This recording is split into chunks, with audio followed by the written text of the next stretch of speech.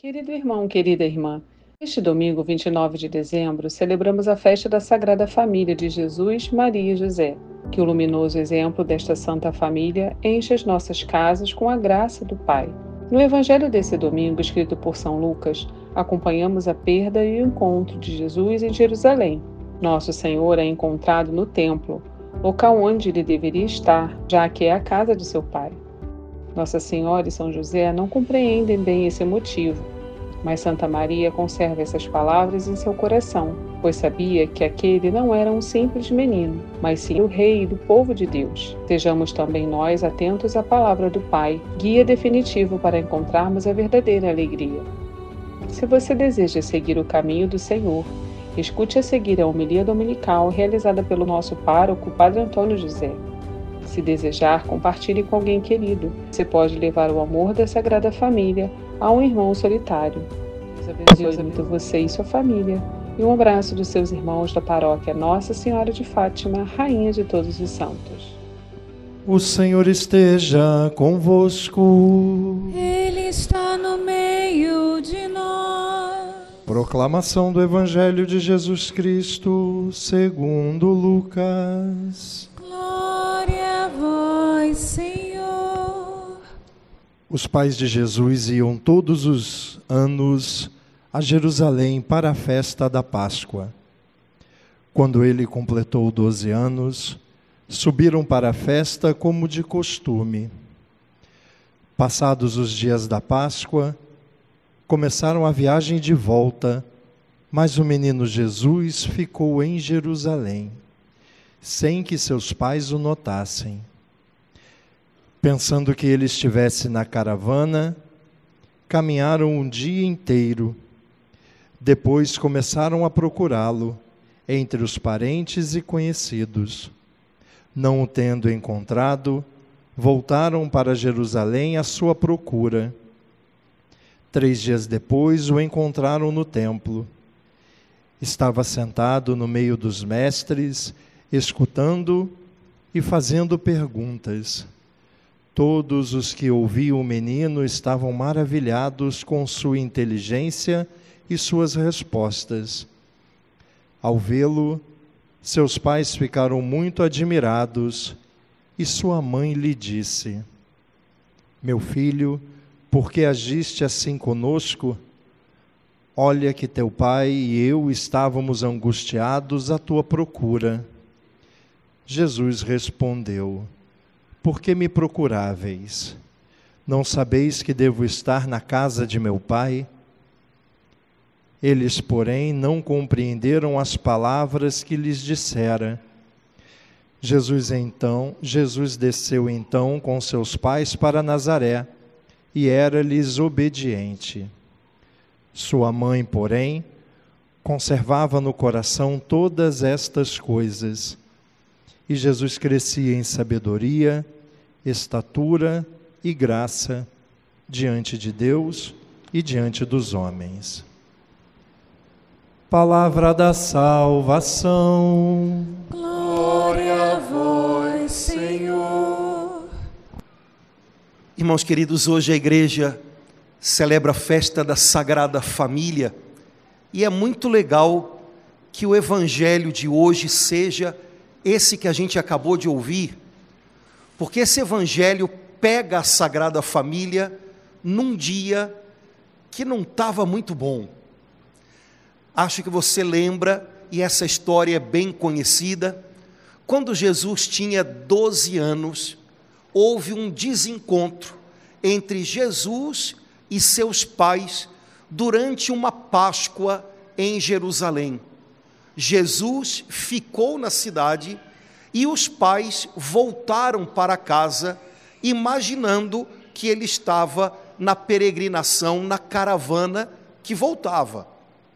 Depois de um dia de viagem, José e Maria perceberam que o menino não estava voltando com eles. Naquele tempo, homens e mulheres, eles viajavam separados, e os meninos até 12 anos podiam ir ou com uns ou com outros. E o menino Jesus deu um jeito de ficar em Jerusalém. Garoto, 12 anos, adolescente. A Bíblia diz que então temos um problema. José e Maria tinham que achar o garoto de novo. Eu fico imaginando que se São José e Nossa Senhora fossem paroquianos de Nossa Senhora de Fátima, no Meia, o Evangelho ia ter umas páginas a mais, porque na hora em que eles descobriram que o garoto não estava, eles iam começar: a culpa é sua. Não, a culpa é sua. Você lembra, José, que você vive esquecendo as coisas lá, você esqueceu o garoto dessa vez. Não, Maria, você... Eles iam começar a tentar descobrir de quem era a culpa, e um brigando com o outro. Mas São José e Nossa Senhora não entraram nessa. Simplesmente tinham um problema e sabiam que tinham que resolvê-lo juntos. E juntos voltaram para Jerusalém e encontraram o menino no 3º dia de buscas. Você pode imaginar o coração da mãe desse menino. Quando Nossa Senhora encontra, ela reage como mãe. Menino, não está escrito na Bíblia isso, mas eu consigo ler entre uma linha e outra. Você quer matar a gente, menino? A gente te procurando que nem um doido. Como é que você faz uma coisa dessa? E Jesus responde uma coisa que Nossa Senhora e São José não entenderam. Vocês não sabem que eu devo estar na casa do meu pai? Bom, a história termina com tudo voltando para o lugar. O menino agora vai com os pais para Nazaré, é obediente a eles e cresce, como tem que ser com um menino de 12 anos. Irmãos, esse trechinho do Evangelho é bom, porque, de alguma maneira, ele desfaz na cabeça da gente umas ideias que a gente tem e que não nos ajudam muito. A Sagrada Família, como o nome diz, era sagrada. A sua também é. De outro jeito, mas é. Deus também ama a sua família, Deus também sonhou com a sua família, Deus tem abençoado a sua família. A Sagrada Família de Jesus, Maria e José não tinha pecado. O coração dessa família estava todo voltado para Deus. Mas isso não significa que eles não tivessem problemas. A Bíblia já tinha dito antes disso que quando o menino Jesus ainda era bebê, José e Maria tiveram que fugir para o Egito com ele, para livrá-lo dos planos de Herodes. A vida de José, Maria, a vida dessa família na qual nasceu o nosso Salvador, não foi uma vida sem problemas, sem dificuldades. Agora, me parece que isso é algo que Deus talvez queira ajeitar na cabeça da gente. Sabe, quando a gente tem ideais, os nossos ideais, eles devem servir para ajudar a gente a ir para frente, e não para se tornar algo que cansa a gente. Se você idealiza uma família sem problemas, um dia lá em casa vai estar tudo arrumado, tudo certinho, possivelmente você vai se cansar de buscar esse ideal e não vai encontrá-lo. E não é isso que a Sagrada Família mostra para a gente. Uma família santa e com problemas. Se você idealiza uma família com um pouco mais de compreensão, uma família na qual a gente pode até passar por problemas, mas onde a gente vai saber continuar juntos, sem se perder um do outro, ok, tudo bem. Esse ideal ajuda você a caminhar. Mas, quem sabe hoje a gente não devia arrumar um pouquinho isso dentro da gente. Uma família sem problemas, não me parece que é uma boa coisa a se buscar, porque é uma coisa que a gente vai buscar e não vai achar. Problemas, eles vêm, e a gente vai resolvendo uns e administrando outros. Agora, qual é o segredo da família de Nazaré? Porque eles não abrigavam no coração vontade própria, porque eles não abrigavam no coração ressentimentos, porque eles não abrigavam no coração aquela mania que a gente tem de procurar culpados. Quando eles passavam por problemas, os problemas não os afastavam uns dos outros. E está aí o X da questão. O problema da gente não é que as nossas famílias tenham problemas. Isso é natural, aconteceu até com eles. O problema das nossas famílias é que, além dos nossos problemas, há muita coisa no nosso coração que precisa ser mexida e trabalhada por Deus. Porque se a gente não deixa Deus remexer o coração da gente e curar as feridas que a gente traz da nossa infância, da nossa juventude, e se a gente não deixa Ele advertir a gente sobre a nossa teimosia, e sobre o nosso amor próprio, e sobre a nossa prepotência, se a gente não deixa o Senhor remexer aqui dentro o coração da gente, quando os problemas chegam, o nosso pecado faz com que os nossos problemas comecem a nos afastar uns dos outros. A gente começa a se decepcionar um com o outro, e a decepção vira ressentimento. A gente começa a ser cobrador um do outro, ou começa a culpabilizar um ao outro, e aí uma pessoa que estava mal fica pior, porque ela se sente cobrada e culpada pela outra. Irmãos, se Deus não trabalha o coração da gente, nossos problemas nos afastam uns dos outros e se tornam muros entre a gente. Aí está o X da questão. Isso a família de Nazaré não deixou nunca acontecer. E esse é o desafio da gente. Depois de tantos anos conversando com tanta gente sobre família, eu já vi bastante histórias desse jeito.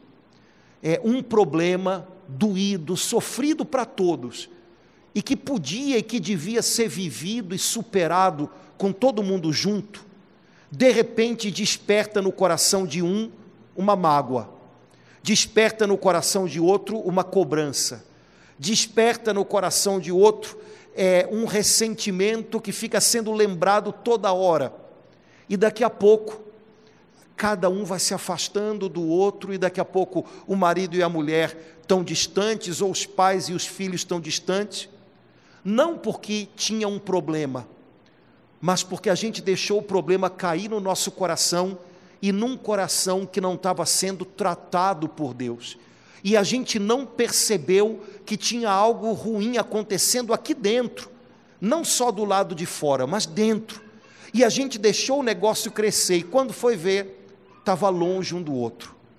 O nosso desafio, de alguma maneira, é esse, é não permitir que problemas virem distâncias, problemas virem barreiras. Agora, para não deixar isso acontecer, cada um tem que estar dando uma olhadinha para dentro de si próprio. Nesse ponto, acho que a segunda leitura já ajuda a gente num monte de coisa boa. Pena que você não vai levar a folhinha hoje para casa, que tem que sobrar para a missa das 18, mas tem na sua Bíblia, é só você olhar na sua Bíblia que você vai encontrar. Na carta aos Colossenses, São Paulo diz umas coisas muito reais, que talvez sejam para a gente hoje. São Paulo diz assim: olhem, quando vocês tiverem queixa uns com os outros, perdoem uns aos outros. A gente imagina que quando a gente tem queixa é hora de se queixar, né? Não, quando a gente tem queixas é hora de se perdoar um ao outro. Porque se a gente na hora da queixa se queixar, é possível que a gente vá colocar na queixa, além daquilo que é justo, uns trocados a mais. E aí a gente vai lembrar de um negócio que veio lá de trás, e junto com a queixa daquele problema ali, a gente vai dizer: você pensa que eu esqueci aquilo que aconteceu? Já não é a primeira vez, e não sei. Ou então, dependendo do temperamento da gente, eu tenho uma queixa a respeito de um problema que é desse tamanho, mas o meu temperamento é muito explosivo, é muito impulsivo, e aí a minha queixa vai ser desse tamanho, e vai ser desproporcional ao problema, e de um problema, de repente, olha a mágica, tenho dois, deixei o problema crescer. São Paulo está dizendo para a gente, quando houver motivos de queixa, quando o outro falhar, lembre que chegou a hora de perdoar, mais do que chegou a hora de tentar consertá-lo. E quando as coisas dentro de você estiverem melhores, converse. E quando as coisas dentro de você estiverem melhores, se for preciso, volte naquele ponto, mas volte de outro jeito. Não como você estava naquele momento em que a vontade era se queixar, mas volte com outra cabeça e outro coração. Mas cuidado para que as coisas que vêm de fora não caiam num coração que não está sendo trabalhado por Deus e acabem explodindo. Deixe Deus trabalhar o seu interior, esteja atento ao que Ele está ensinando para você, mostrando para você, deixe Ele fazer a obra dEle aí dentro. Quando você sentir que algo foi aprendido, algo foi mexido por Deus, é hora de tentar ir conversar com o outro. Mas São Paulo está dizendo para a gente, ao invés de imaginar que quando você tiver uma queixa, é hora de se queixar, lembre, quando você tiver uma queixa, em primeiro lugar é hora de perdoar. E aí São Paulo diz aquela frase bonita, suportando-vos uns aos outros. Eu antigamente dizia para vocês, olha, suportar é dar suporte. Eu cansei desse papo. Não. Suportar é suportar mesmo. Tá? É suportar. Porque, cara, tem dias em que é só o que dá para fazer. Quando der só para suportar, suporte. Agora, qual é o segredo da vida em família, da vida em comunidade? É descobrir que do jeito que a gente suporta os outros, possivelmente, eles também suportam a gente. Quando é que a coisa não está funcionando bem em casa? Quando uma pessoa acha que suporta todo mundo e tem a impressão de que ninguém suporta ela. Ninguém precisa suportá-la. É sinal de que essa pessoa não é capaz de perceber que há dias em que ela também não está acertando muito, ela também passa do limite. Quando a gente não percebe que há dias em que a gente erra e que os outros estão fazendo a caridade de estar ao nosso lado e não sair correndo, quando a gente não percebe isso, cara, é sinal de que a gente se perdeu demais da gente. E como é que eu vou conseguir estar junto com os outros se eu não consigo nem me achar? Se eu não consigo nem perceber, e hoje eu estou ruim mesmo. Hoje eu pisei na bola, hoje eu preciso pedir perdão. Suportai-vos uns aos outros. O segredo é que a gente entenda que tem dias em que eu suporto eles e outros dias eles me suportam e a gente vai caminhando junto assim. São Paulo dá uma outra série de dicas boas. Ele diz lá no meio, irmãos, sede pessoas agradecidas. É o contrário de sede pessoas o tempo inteiro reparando o que não está bom. Sede pessoas que só falam daquilo que não está bom. Sede agradecidos. Vejam quanta coisa legal está acontecendo no meio de tudo isso. E aí no final, São Paulo dá uma dica para cada pessoa da família. É muito legal isso. Esposas, maridos, pais, filhos. O que São Paulo está mostrando com isso? Para que uma família caminhe bem junto, todo mundo tem um pedaço nessa história. Portanto, não adianta uma pessoa achar que tem que fazer o trabalho de todo mundo. Não se exige o que não dá para fazer. Por outro lado, todo mundo tem que entender que tem um pedaço dessa história na mão, até os filhos. Se alguma coisa precisa melhorar na nossa casa, talvez até você, que é filho ou filha, está precisando também chegar mais junto na sua parte da história. E aí São Paulo diz uma coisinha para cada um, mas que eu acho que todo mundo entende. Esse é o pedaço da leitura em que cada um cutuca quem está do lado, né? São Paulo diz assim, esposas, sejam solícitas para com seus maridos. Vou dizer a mesma coisa com outra palavra. Esposas, sejam cuidadosas com seus maridos. Ele não sabe ficar nem resfriado, tenha cuidado com ele. Ele não sabe nada. Seja cuidadosa com ele, não sabe nem sentir dor esse cara. Seja cuidadosa com ele. Se você não for cuidadosa, você pensou que tinha 2 filhos, você não entendeu ainda que tem 3, né? Não tem jeito, né? Não exagera demais, não deixa ele também, né? A mamãe também, mas não tem jeito, seja cuidadosa com o cara. Depois, maridos, amem suas esposas e não sejam grosseiros com elas. Esposa, pode dar uma catucada, viu cavalo, né? E pronto, não sejam grosseiros com elas, né? Ser grosseiro, bom, não precisa chegar a nada muito drástico, né? Mas tem umas coisas que a gente sabe que, né? Maridos, tenham um jeitinho, né? Saibam ouvir, e às vezes até para dizer não, tem maneiras e maneiras de dizer não, né? São Bento, na regra dele, diz que quando o monge que é responsável por dar para cada monge o que eles precisam, quando ele não tiver o que dar, São Bento diz assim, fale não de tal maneira que o outro perceba que pelo menos o seu desejo de ajudar ele teve. Pelo menos ele perceba que você tentou fazer algo por ele. E isso talvez já diga muito para ele.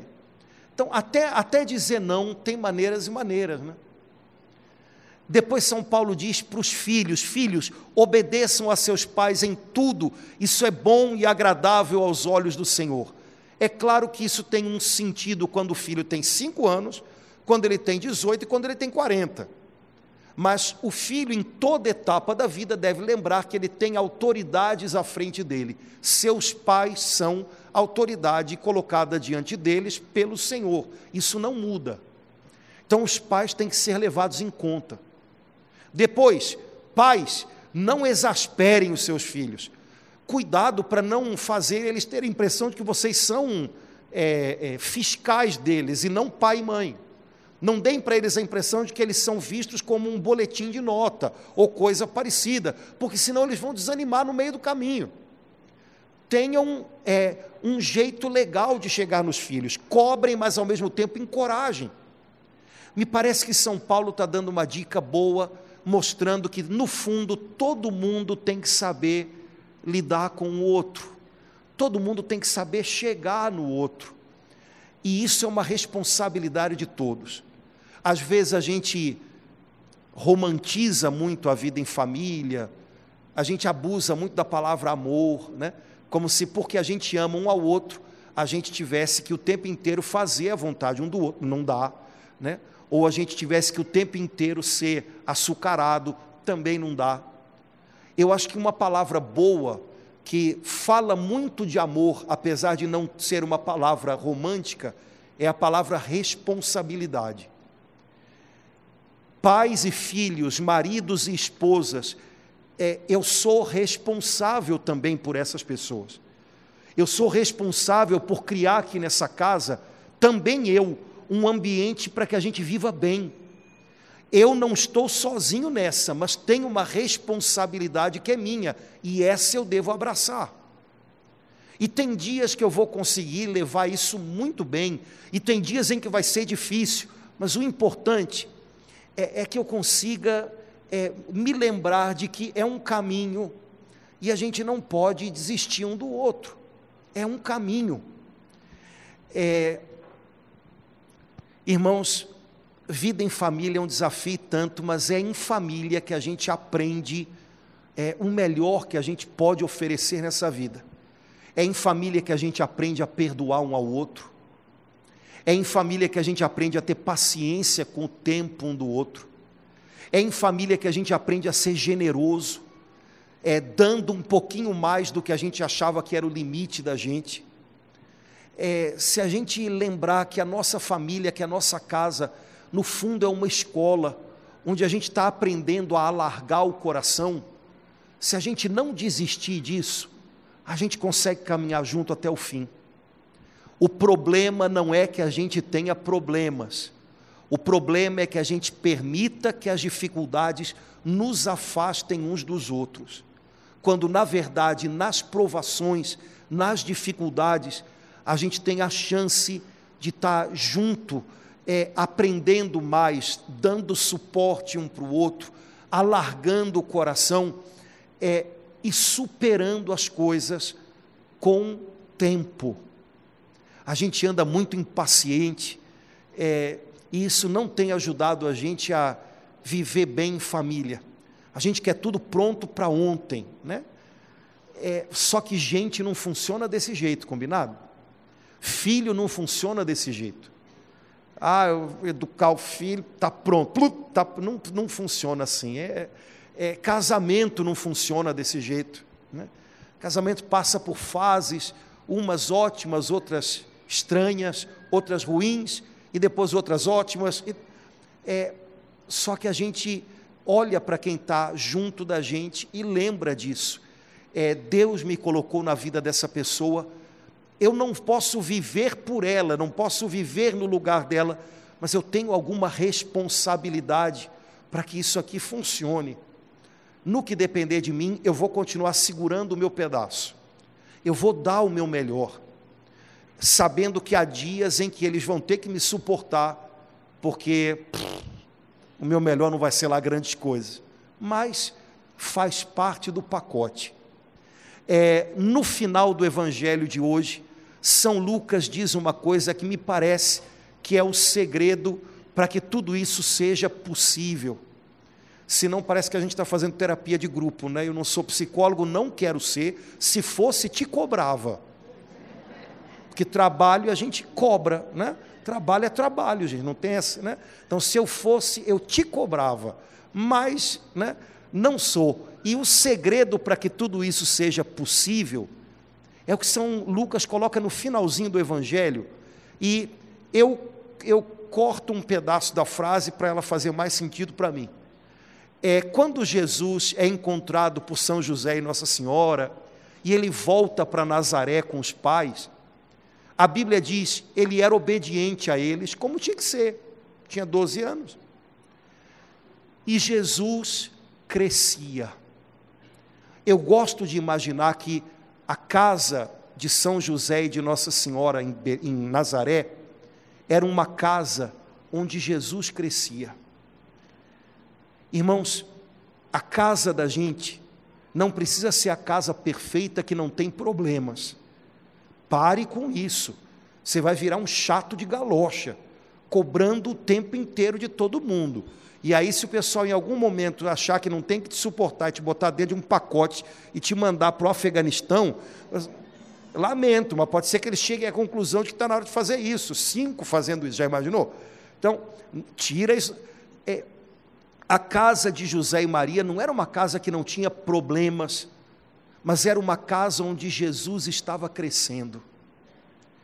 O segredo para a nossa casa é o mesmo. Sabe, se na minha casa Jesus está crescendo, se hoje a minha família, do jeitinho que ela está levando Jesus mais em conta do que a gente levava há 10 anos atrás, se hoje na minha casa tem mais espaço para a gente falar dele, para a gente pedir ajuda dele, está valendo, e tem algo que já está mudando. Se na minha casa Jesus está crescendo, se no meu coração Jesus está crescendo, sabe, a gente às vezes imagina que tem que estar tudo pronto. Ele tem que crescer, ele tem que ir tomando mais espaços. Se isso está acontecendo, está valendo a pena, e Deus ainda pode fazer muita coisa boa na minha família. Essa semana, Natal, né?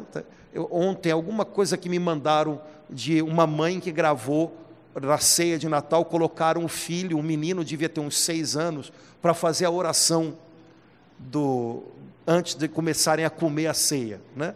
Muito engraçado, que ótimo, ensinando, encorajando o menino a rezar. Então, Jesus, ele estava com o microfone daquele meu primeiro gradiente, sabe, na mão, né? Jesus, a gente está aqui para rezar, e parabéns para você pelo seu aniversário, estamos comemorando o seu aniversário, obrigado, parabéns. Ele começou, é big, e a família toda foi atrás, né?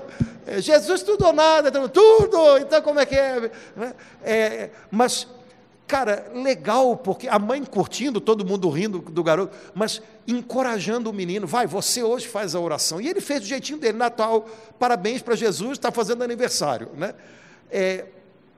Jesus está crescendo, Pode parecer uma coisa tão boba, tão simples e tão... Mas ele está num lugar, ele está crescendo, ele está ganhando espaço. Não precisa ser de uma maneira dura, com uma voz de sermão, mas na minha casa Jesus tem que crescer.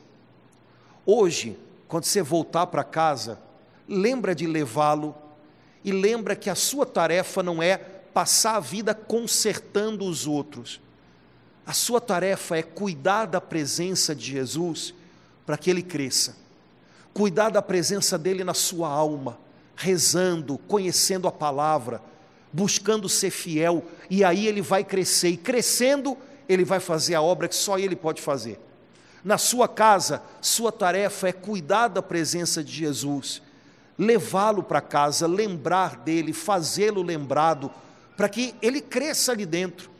E à medida que ele vai tomando os espaços, muita coisa pode começar a mudar. Onde Jesus chega, onde há espaço para ele, tudo é possível, também na família da gente. Que o Senhor hoje abençoe muito a sua sagrada família, sua família amada por Deus, desejada por Deus, sua família que Deus tem querido ajudar dia a dia, que você possa lembrar da sua responsabilidade, que não resolve tudo, mas é a sua parte. Que você possa, com a ajuda de Deus, suportar e aceitar que é suportado. Que você possa perdoar quando a vontade é se queixar. Mas que você lembre, acima de tudo, que problemas estão aí. A gente só não pode deixar eles virarem obstáculos, muros entre a gente. Enquanto a gente deixa o Espírito Santo remexer o nosso coração, nos quebrar, nos refazer, a gente é capaz de enfrentar os problemas juntos, superá-los e descobrir que o Senhor está sempre junto com a gente.